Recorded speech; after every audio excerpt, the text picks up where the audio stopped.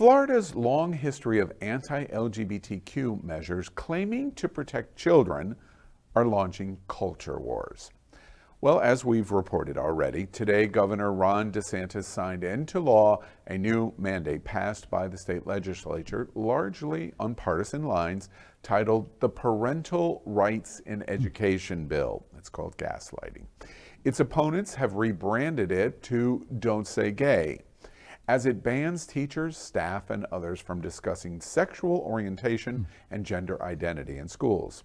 Also today, the Washington Post has published an exhaustive history of anti-LGBTQ measures in Florida that have helped lead to this moment in Florida and America.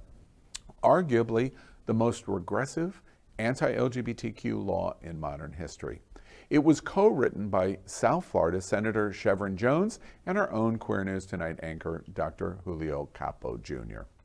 The bill was among the laws that the Governor DeSantis and the Republican-controlled legislature passed in a culture war-dominated legislative session that included an abortion ban, the Stop Woke Act, and more. DeSantis called 2022 the Year of the Parent in Florida. These efforts form the latest chapter in Florida's long history of anti-gay policy and a political culture that has clouded forms of homophobia, transphobia, sexism, and anti-blackness as efforts to protect the rights of parents and the well-being of their children. Our history summary in this news report, in conjunction with the passage of DeSantis' Don't Say Gay, is largely credited to Senator Jones and Dr. Capo. In the early 1950s, State Senator Charlie Eugene Johns led the Pork Chop Gang. That was a group of 20 state senators from mostly rural North Florida who dominated state politics and, among other things, they shared a commitment to maintaining racial segregation, especially in schools. In 1956, the legislature created the FLIC, the Florida Legislative Investigation Committee, which became better known as the Johns Committee. After failed investigations on the connections of Soviet communism and the NAACP, the committee turned its attention more fully to another scapegoat it believed threatened the safety of Florida's children, LGBTQ people. Taxpayer dollars paid for investigations of suspected LGBTQ professors and students throughout the state university system, purging dozens of women and men from Florida universities. In 1964, the committee notoriously published what became known as the Purple Pamphlet, officially titled Homosexuality and Citizenship in Florida, that aimed to provide information that parents could use to prepare children to, quote, meet the temptations of homosexuality lurking in the vicinity of nearly every institution of learning, end quote.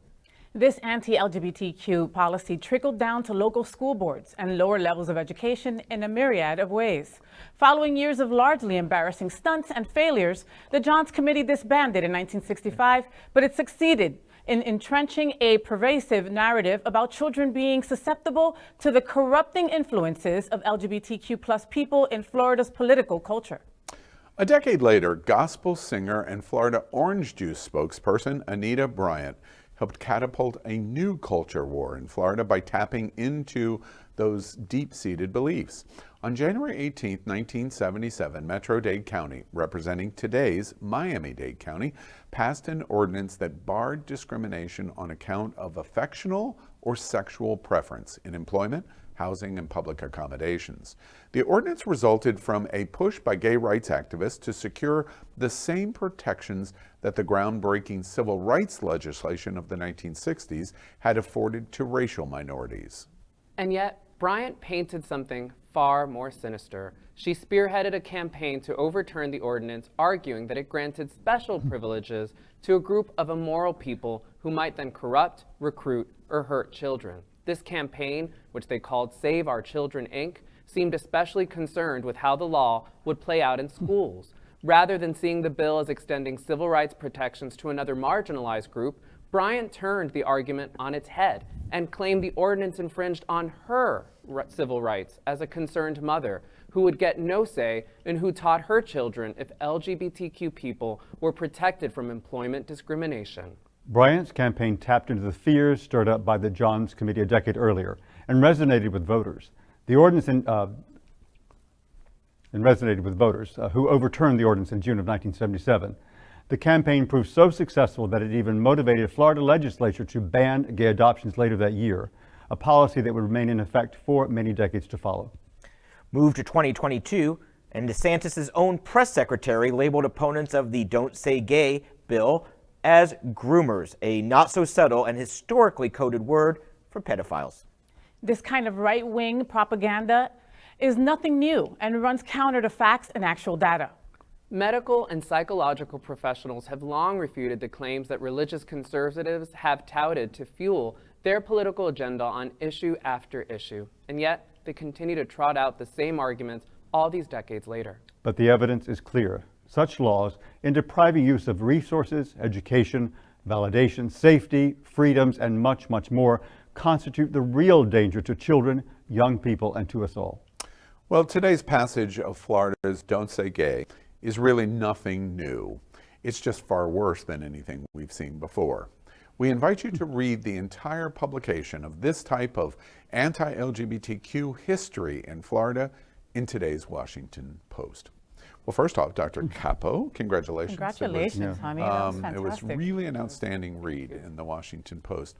You and Senator Jones, what was the point of it? Why did you write what you did for the Washington Post?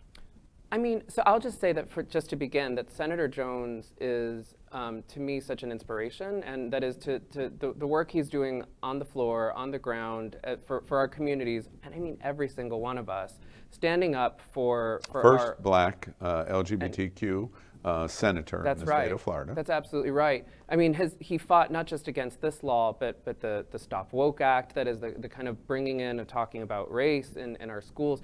There's all of these things can't be separated from one another, and have been such as we said, it's been it's been a session that brings back the culture wars, right? That has really kind of reimagined them in some ways and brought them back to the fore, or not that they ever left, but came back in a new, much more aggressive way. We wrote this together thinking very deeply about the power of history, the significance of how important it is to understand where we came from and the past, because we are doomed, right, to think very differently about how we can best move forward if we don't understand how we got here. Mm-hmm. To me, that's history. A powerful sentence, powerful sentence. Mm-hmm. Y'all's thoughts about what Julio and Senator Jones wrote in the Washington Post?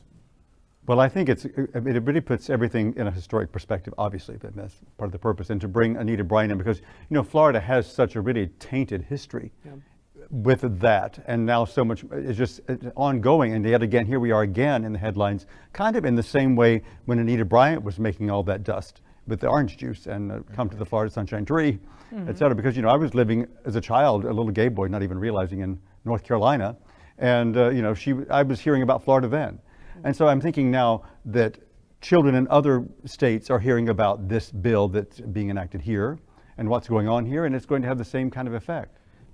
There's this kind of expression that history often repeats itself, and the truth is that it doesn't really, in some ways it doesn't, because it's things change, we change, the circumstances change, but history often does rhyme. And that's the kind of, expression, so to speak. And I think that's really important for us to know, because we could also look back at the Anita Bryant campaign, right? When she was saying, in 77 and beyond, when she was saying these kinds of things that, this was going to hurt her children, she didn't want her, we see remnants of that a decade before with civil rights, that is and certainly before that into the 50s with the 1954 Brown versus Board of Education that desegregated schools, right? That said it was unconstitutional to separate in public schools. This is really about the fear of, and it was immediately framed by white parents, the idea that they were going to have black children and white children in the same spaces. And there's remnants of these and all these kinds of arguments. And if we don't understand, we can't separate them. And we have to understand very, very critically that this is not the first time that this happens,